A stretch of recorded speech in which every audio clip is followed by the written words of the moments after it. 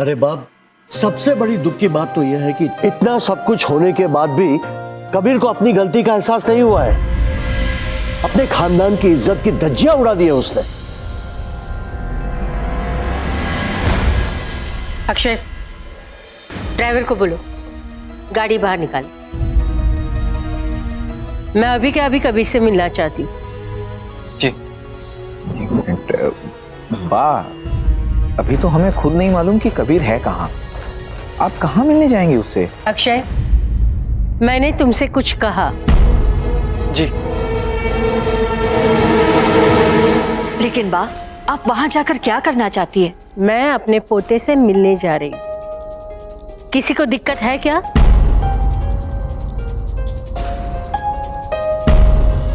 तुम लोगों ने जो बात बिगाड़ दी है उसे संभालने जा रही हूं मैं। माँ, हमने कोई बात बिगाड़ी नहीं है। पर बात बिगड़ तो गई ना, और उसकी वजह तुम सब हो, क्योंकि तुम्हें समाज की, दुनिया की, रिश्तेदारों की ज्यादा पड़ी है। पर कभी किसी ने सोचा कि कबीर क्या चाहता है, उसकी इच्छा क्या है?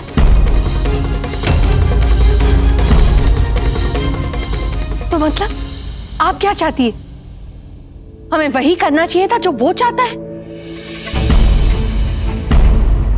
वाह, आपने सुना ना उसकी इच्छा क्या है? आप मानेंगी उसकी चाह को? चाह मानने की बात नहीं है, उसकी इच्छा को समझने की जरूरत है।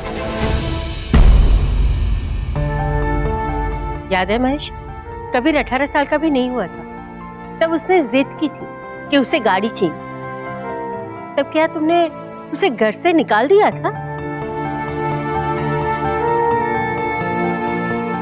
नहीं ना, उसकी बात को समझा था, उसकी इच्छा को माना था और उसको समझाया था कि बेटा 18 साल का हो जाएगा, उसके बाद तुझे गाड़ी मिल जाएगी। लेकिन माँ, ये जिद नहीं, पागलपन है। सबसे पहले तो उसकी चाहत की इज्जत करनी चाहिए। उसके मन में क्या है वो जानना चाहिए, समझना चाहिए, उसे थोड़ा वक्त देना चाहिए। जो बात घर में निपटानी थी उसे तुम लोगों ने दुनिया में लाके खड़ा कर दिया है। हाँ, प्लीज आप समझने की कोशिश कीजिए। अरे उस लड़की के पीछे वो घर छोड़कर चला गया।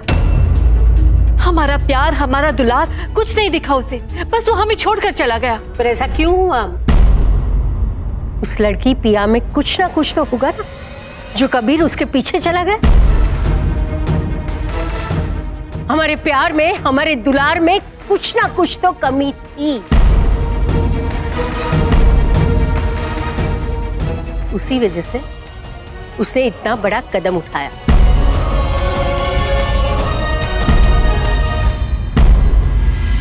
वाह, वो ड्राइवर आ गया।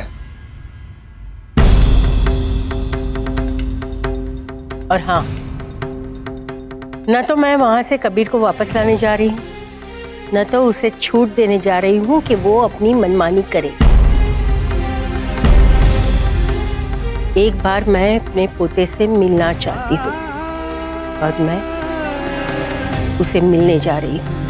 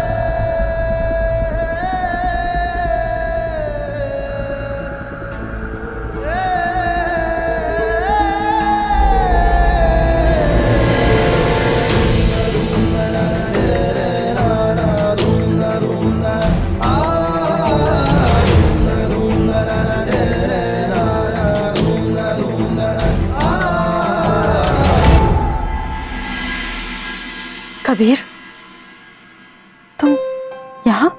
अगर सच्चाई जानना चाहती हो पिया, तो आधे घंटे में चौथी गली के पीछे वाली बंद सड़क पे आ जाना। क्या? तुम्हें तुम्हारे सारे सवालों के जवाब मिल जाएंगे। कबीर, ये सब क्या है? तुम तो यहाँ से चले गए थे ना? या ये सब बातें बाद में भी हो सकती हैं। हिमेश के बारे में मैंने जो कुछ भी कहा वो सच है या झूठ, इसका खुलासा तुम्हारी आंखों के सामने होगा। कबीर, तुम अब तक वहीं अटके हुए हो। क्यों यकीन करूं मैं तुम्हारी बातों का? क्योंकि पिया, मैं तुम्हारी आंखों में देख सकता हूं कि तुम्हें कहीं ना कहीं ये पता है कि मैं तुमसे झूठ नहीं बोल सकता। आखिरी बार तुमसे कुछ मांग रहा हूं।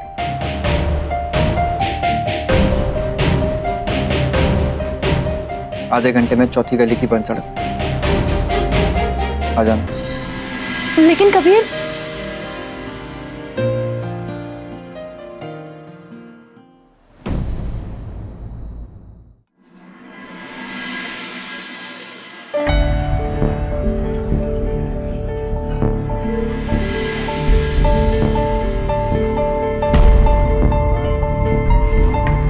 आयशा,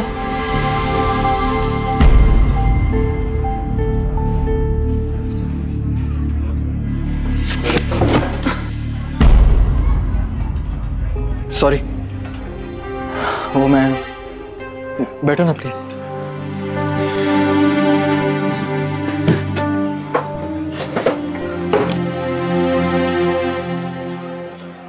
अदिति कहाँ है? नहीं, अदिति नहीं है।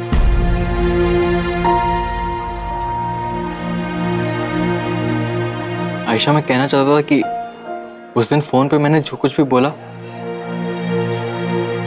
वो सब सच है। प्लीज मेरी बात को बुरा मत मानना। आयशा, मुझे लगता था कि तुम किसी अमीर घर की बिगड़ी हुई लड़की होगी, लेकिन उस दिन जब मैंने गरीबों के लिए तुम्हारा प्यार देखा तो न जाने मेरे दिल को क्या हुआ। तुम्हारे देखने का नजरिया बदल गया एकदम। उस दिन से ऐसा एक पल भी नहीं है जब मैंने तुम्हारे बारे में ना सोचा, बल्कि आयशा उस दिन से तो मैं तुम्हें प्यार करने लग गया। और मैं बस ये जानना चाहता हूँ कि क्या तुम भी?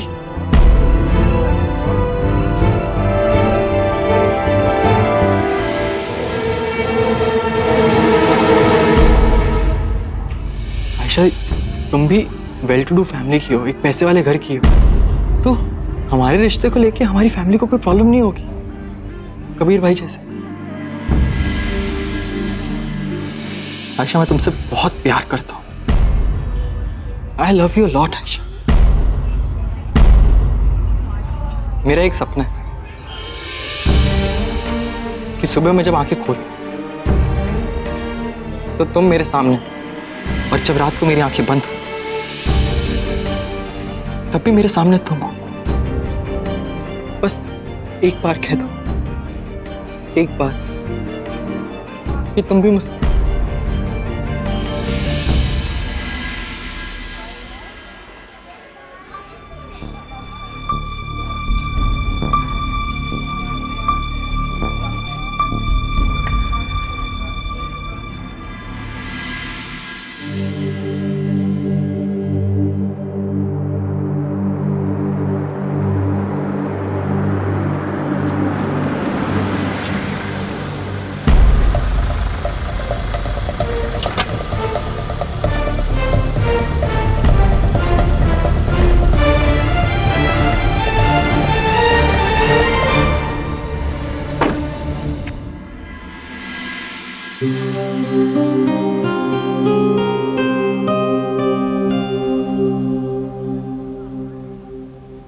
सर झुका के क्यों खड़ा है? कोई गलती की है? मुझे लगा आप भी बाकियों की तरह मुझे डांटने आई हैं। डांटना तो तब पड़ता है जब कोई गलती करता। मैं तो बस अपने पोते से मिलने आई हूँ। देखना चाहती हूँ कि अकेले दुनिया के साथ लड़ते हुए कैसा लग रहा है।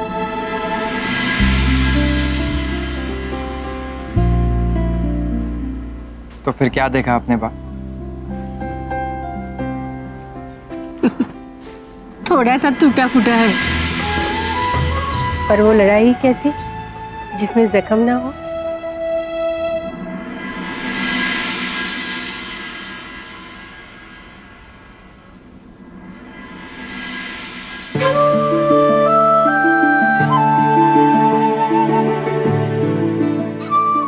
पहली बार एहसास हुआ है बा कि मैं जो कर रहा हूं वो सही है।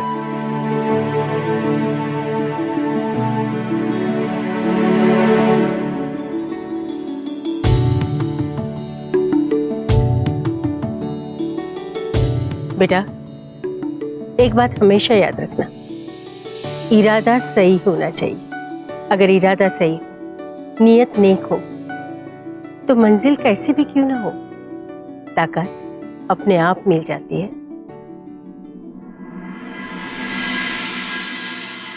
पहली बार मैंने अपने दम पे कुछ पाने की कोशिश की है बा, लेकिन बिल्कुल अकेला हो गया हूं मैं। कोई मेरा साथ नहीं दे रहा है। यहां तक कि जिसके लिए मैं ये सब कर रहा हूं ना, उसने भी मुझसे मुंह फेर लिया। हारी हुई लड़ाई लड़ रहा हूं। पता नहीं क्या होगा, फिर भी लड़ रहा हूं।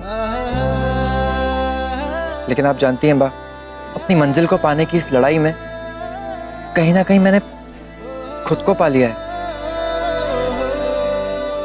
मैं खुद को समझने लगा हूं, जानने लगा हूं खुद को। इसका मतलब ये हुआ कि तू अपनी बा के पास नहीं आएगा? आपके पास नहीं आऊंगा तो कहां जाऊंगा बा? और अभी थोड़ा वक्त लगेगा, थोड़ा और वक्त। अकेले चलना है मुझे सफर में।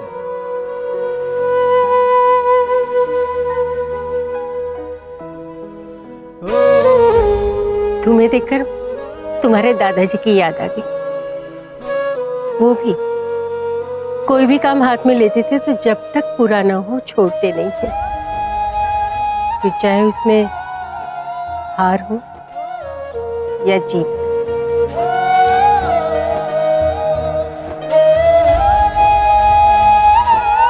सुखी रहे।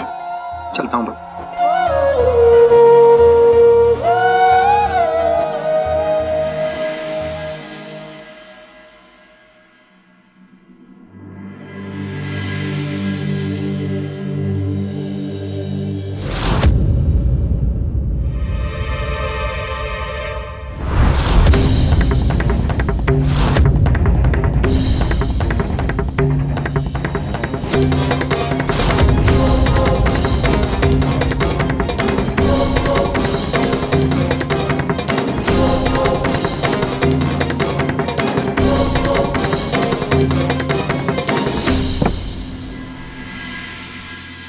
चलो।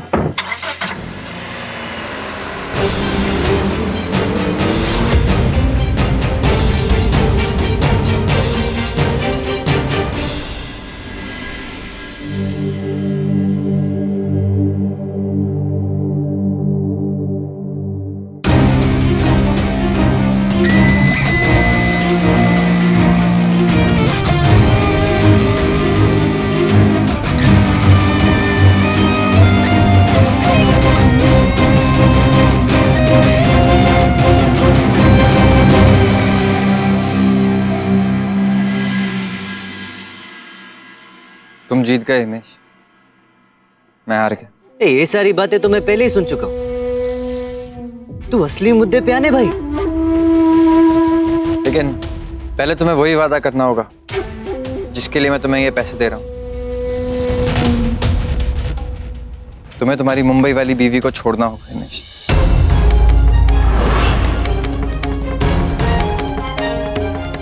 दो घर हैं तो दो बीवियां होनी चाहिए, ये सोच बदलनी होगी। तुम्हें पिया के साथ वफादारी निभानी होगी हिमेश, ये वादा करना होगा तुम्हें, तभी मैं तुम्हें ये पैसे दूंगा। ठीक है ना, लेकिन एक बार देख तो लूं कि सूटकेस में वाकई पैसे हैं भी कि नहीं हैं?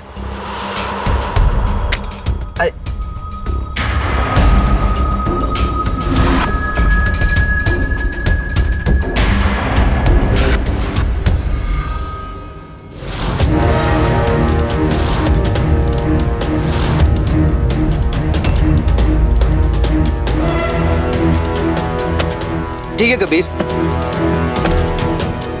तुम जैसा चाहते हो ने, मैं बिल्कुल वैसा ही करूंगा।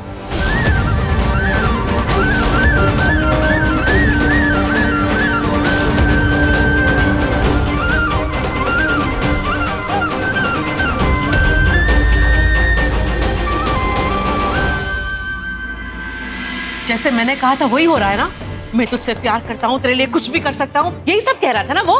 मॉम, वो मुझे साफ दिखाई दे रहा है कि तेरे साथ भी कबीर और पिया के साथ हुआ ना, ऐसा ही होने वाला है। लेकिन तेरी समझ में आए तब ना। मेरा हाल पिया जैसा नहीं होगा, क्योंकि उन लोगों की नजरों में मैं पिया जैसी गरीब लड़की नहीं हूँ। लेकिन आयशा, ये एक झूठ है। हाँ, है ये झूठ, लेकिन क्या इस झूठ को हम सच मानकर नहीं चल सकते?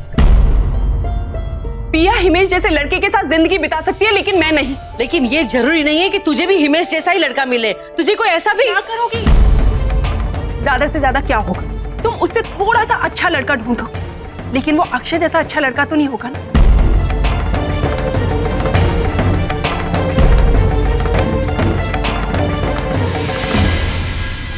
एक बात बताओ मुझे, तुमने तो अपने बराबर वालों से शादी की थी ना, लेकिन क्या हो, वो चले गए ना छोड़कर दूसरी औरत के लिए तुम्हें। और तब से तुम दूसरों के घर बर्तन मांज रहे हो। मुझसे ये सब कुछ और नहीं देखा जाता। मुझे एक सुकून भरी जिंदगी चाहिए, तुम्हारे लिए भी और अपने लिए भी। और ये जिंदगी हमें सिर्फ अक्षय दे सकता है। और अगर मुझे झूठ का सहारा लेकर अक्षय के साथ रिश्ता जोड़ना पड़ा तो मैं करूंगी। अब उसमें तुम मेरा साथ दो या नहीं। और अब इस रास्ते पर मुझे अकेले ही चलना है।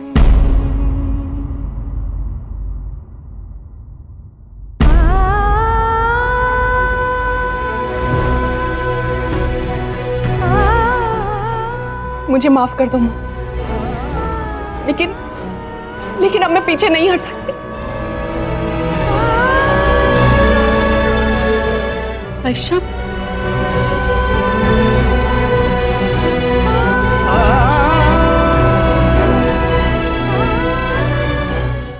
लेकिन अगर तू अपनी बात से पीछे हटा तो तू जानता है ना मैं क्या करूंगा।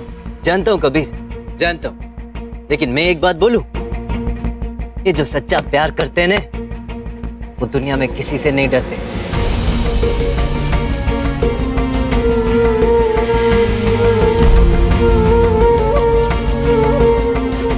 ये ले,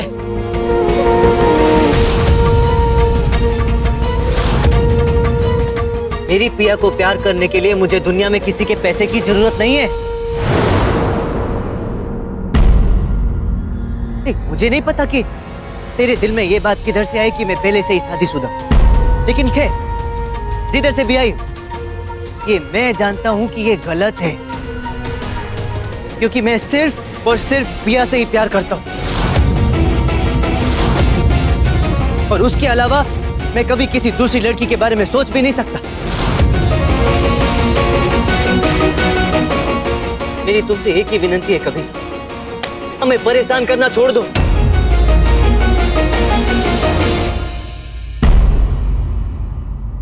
मैं नहीं जानता कि तूने मुझे इधर किस इरादे से बुलाया, लेकिन मैं इधर इसलिए आया हूं कि तेरे आगे हाथ जोड़कर तुझसे प्रार्थना कर सकूं कि मेहरबानी करके मुझे और पिया को अकेला छोड़ दे। अभी मेहरबानी कर मेहरबानी। और वो दूसरी औरत वाली बात बोल बोलकर हम दोनों के बीच दूरी पैदा करने की कोशिश मत कर। अब अरे बहुत पैसा होगा तुम्हारे पास, बहुत पैसा होगा, लेकिन इन पैसों से किसी पैसे वाले का ईमान खरीदा जा सकता है, किसी गरीब का नहीं। क्योंकि एक गरीब के लिए इन पैसों से ज्यादा कीमती होती है उसकी इज्जत, उसके रिश्ते। इसलिए माफ कर।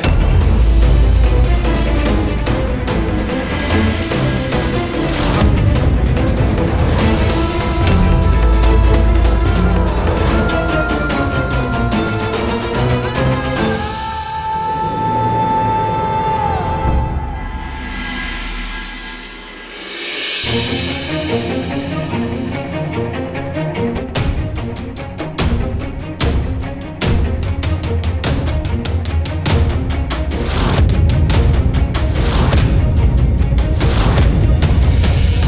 हुआ जो तुमने मुझे यहाँ बुला लिया कबीर। मेरे सामने हिमेश के दिल की सच्चाई तो आ ही गई, साथ ही साथ तुम्हारा घिनौना सच भी मेरे सामने आ गया।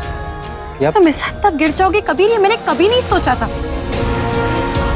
अब तक मुझे विश्वास था कि तुम मुझसे कभी झूठ नहीं बोल सकते, लेकिन ये सब देखने के बाद मुझे यकीन हो गया है कि तुम अपनी जिद पूरी करने के लिए झूठ तो क्या, कुछ भी करने को तैयार। एनीथिंग। प्रिया, मैं